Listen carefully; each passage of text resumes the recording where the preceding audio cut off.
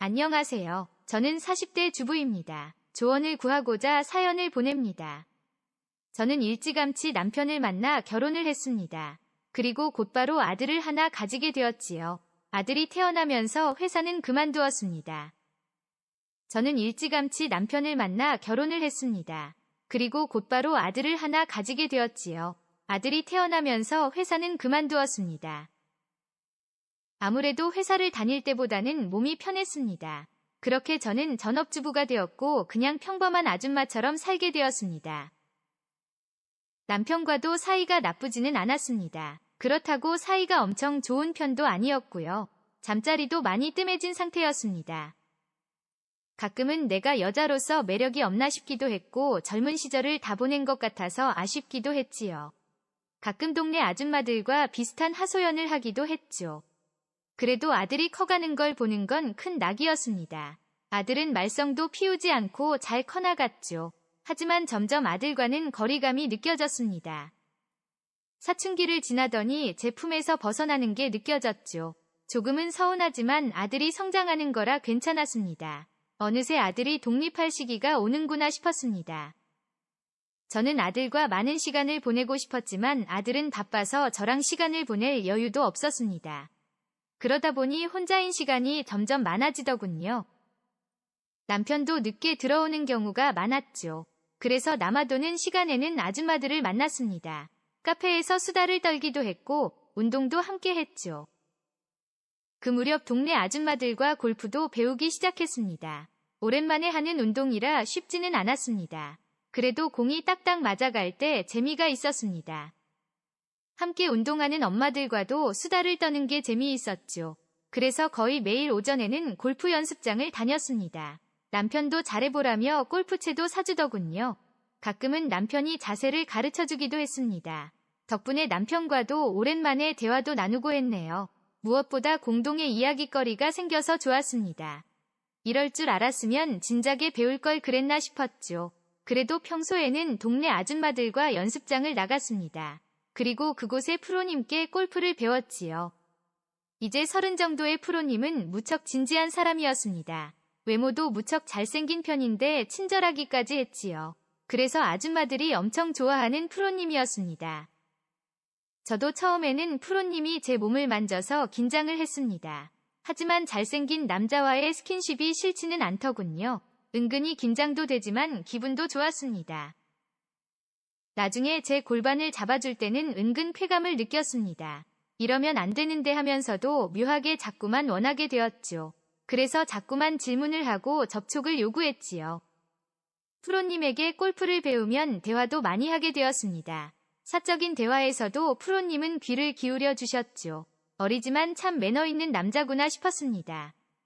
젊고 잘생긴 남자가 나를 여자로 존중해준다는 착각이 들었죠.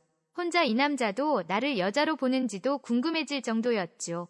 혼자만의 망상이라는 걸 알지만 설렘은 막을 수 없었죠. 남자가 사근사근하게 대해주니 너무 설레더군요. 어느 순간부터는 프로님과의 시간 자체가 즐거웠습니다. 그래서 비싼 수강료를 내고 수업을 계속 들었습니다. 그때는 제가 바람을 피운다는 생각도 없었습니다. 그저 오랜만에 저도 여자로 대우받는 느낌이 좋았을 뿐입니다.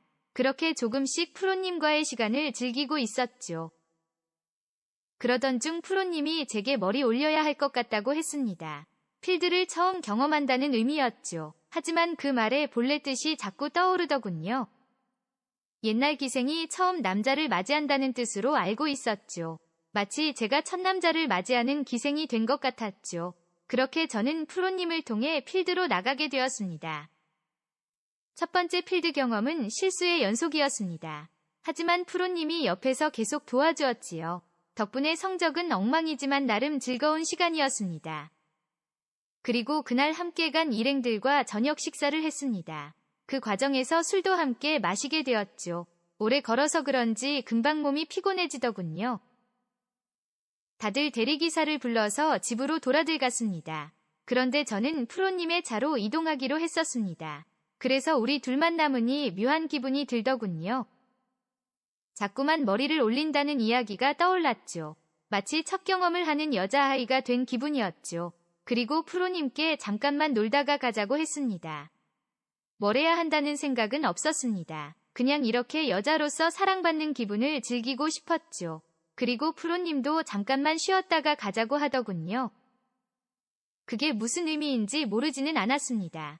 하지만 왠지 거절을 하고 싶지가 않더군요. 그래서 저도 모르게 고개를 끄덕였습니다. 프로님은 그대로 차를 운전을 하더군요. 그리고 골프장에서 멀지 않은 곳으로 이동을 했습니다. 골프장 인근 외딴 곳에도 커다란 모텔이 있더군요. 모텔이 보이자 저는 살짝 긴장이 되었습니다. 여기서 멈추지 못하면 끝까지 갈 것을 알았죠. 하지만 그때 프로님을 말리지를 못했습니다. 이미 술기운도 살짝 올랐고 분위기에 취한 상태였죠. 프로님은 아주 부드럽게 저를 대해주셔서 좋았습니다. 저는 그대로 프로님의 품에 안겨버렸습니다. 젊고 건강한 프로님의 품에서 저도 어려진 기분이었습니다. 그 순간은 죄책감 같은 건 전혀 느낄 수 없었습니다.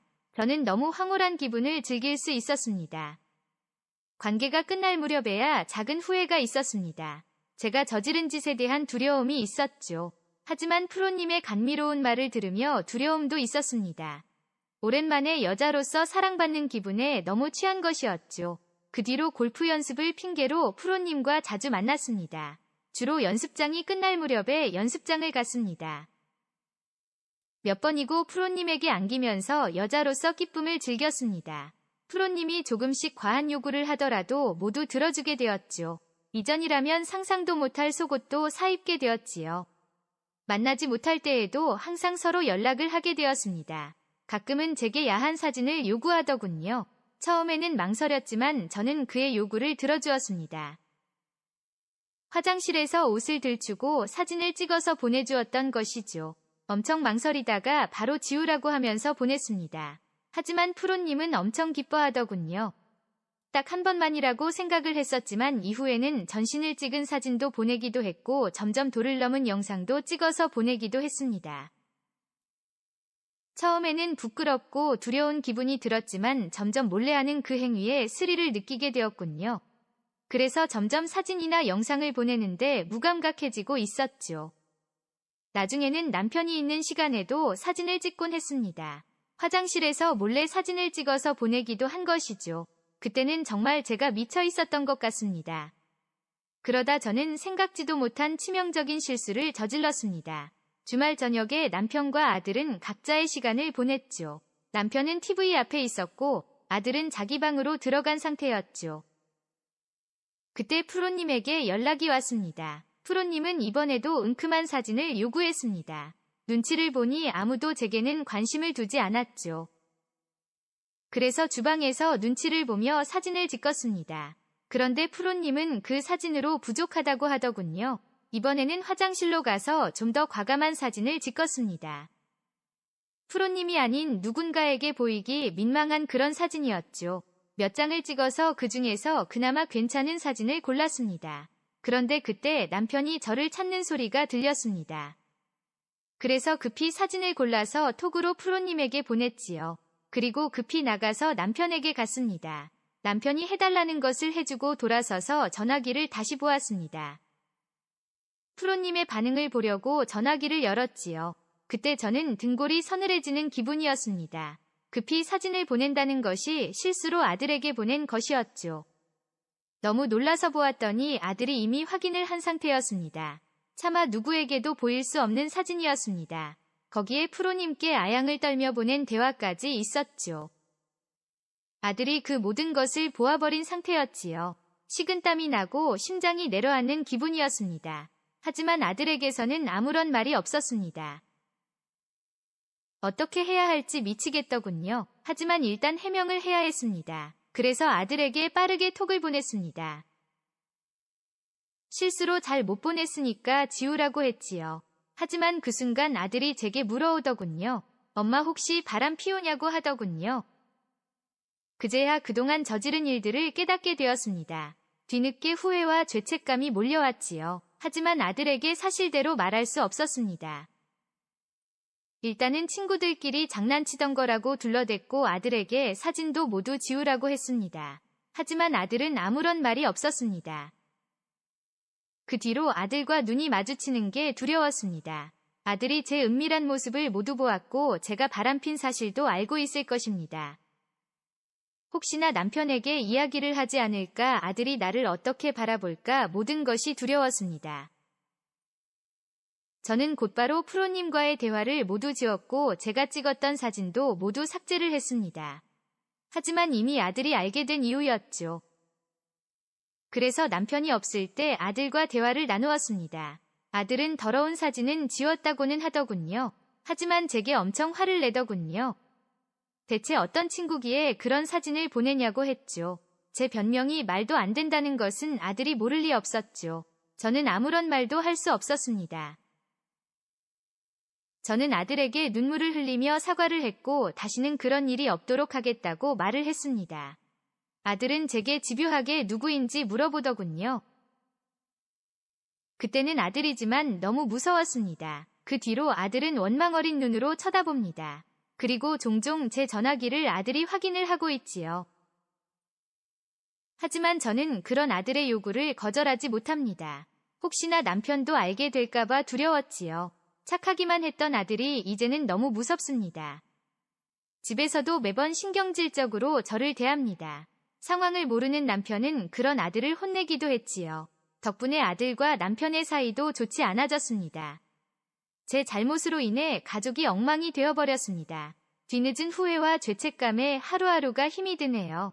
할 수 있다면 시간을 되돌리고 싶습니다. 지금은 골프도 끊었고 아줌마들과도 잘 만나지 않고 있습니다. 하지만 아들은 항상 의심 어린 눈으로 저를 봅니다. 이대로 우리 가정이 박살날까 두렵습니다. 저는 이제 어떻게 살아야 할까요? 영상 시청 감사합니다.